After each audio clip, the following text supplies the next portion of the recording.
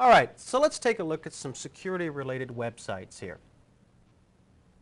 So we're going to start out by going to just opening up a browser, and we're going to go out to look at some of the different websites that you can find a lot of information about different vulnerabilities and different exploits. So let's go to the first site here. And the first place I want to take you is to a site that you really should visit on a very regular basis. Now this site is called securiteam.com. This is a place that you need to make sure that you check, I would say, at least every week. What you're going to find on this site is all kinds of information about security. You're going to find information about Windows security. You're going to find information about Linux security. You're going to find different exploits. And you can see here, here's an example of all of the different Windows exploits or problems that people have found with different Windows or Windows-related programs. And you can see here they have quite a long list of them. For instance, here's a remote buffer overflow. When you go in here, it'll tell you actually EI Digital Security actually found this remote buffer overflow in the LSA service, and that once people know this, they can go in and exploit 2000 and XP machines. They'll even tell you what service packs, what systems. They give you the technical information for exactly what is the buffer overflow doing. And they give you a lot of different information.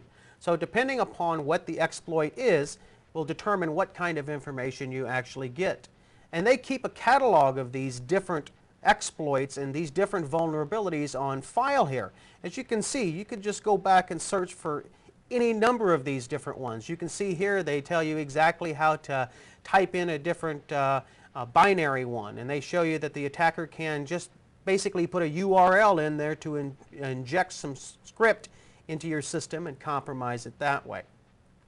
So there's more than just Windows on here also though.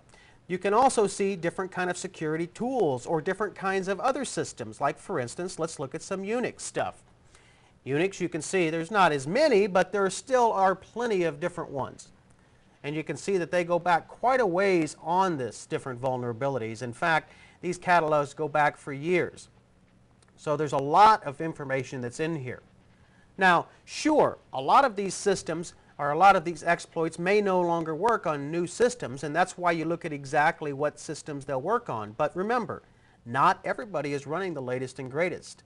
Now, one of the things I want to show you here is we actually have a piece of code. In other words, they're showing us, this is a Java exploit here, and they're actually showing us exactly some code that will do this. Now, I want to tell you here that you can't just take this code and cut and paste it and then compromise a system.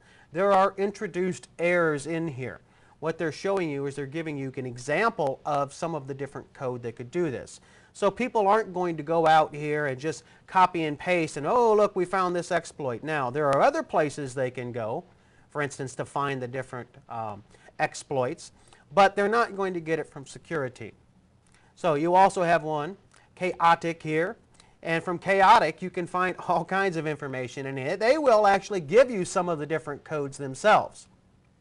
And you can see all the different exploits they have on this side here as well. Now this side here starts crossing over onto the little bit of the dark side here. In other words, the code that they're going to show you in here is actually going to show you how to perform the different exploits there. So if we take a look down here, you can see that they actually have a Microsoft document. And if you put this code in here, then it'll actually perform the exploit itself. So this is an example of a site that you can also go and find the different exploits themselves. And you can see he has different code to run in the different languages as well. So this is just another site that you can go to.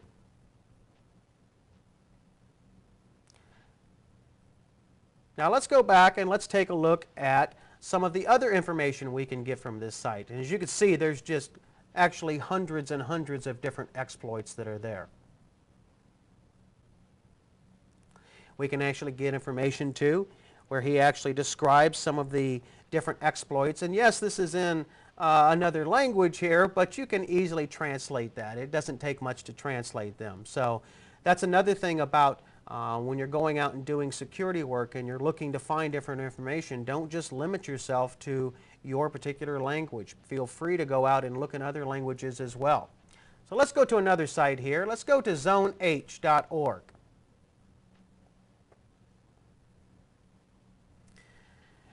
And this is kind of known as the Internet Thermometer. And what this tells you is what are the different attacks. In other words, what different attacks were launched and against what systems. So you can see that for Zone H here, that for today we had 60% of the attacks were on Linux, and Windows 2000 accounted to 19.9% of the attacks. You can also go and view their different attacks archives.